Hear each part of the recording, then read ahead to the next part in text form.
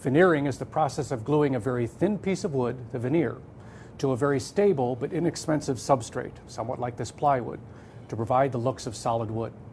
Many woods are too expensive to use in their full thickness, and they'd be prone to expansion and contraction problems when used on typical woodworking projects. Here is a simple way to provide attractive, functional, and inexpensive additions to your projects.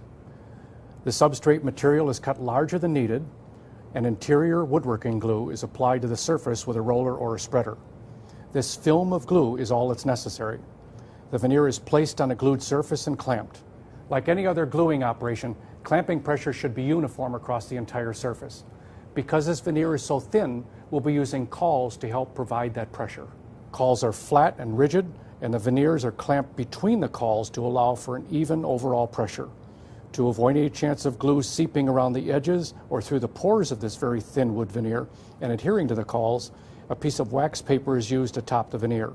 This assembly should be left for approximately 30 minutes before unclamping. Cleaning glue squeeze-out is not possible while it's still wet and underneath the clamps, but a careful sanding of the finished surface will remove any remaining adhesive. Now the finished assembly can be trimmed to final dimensions.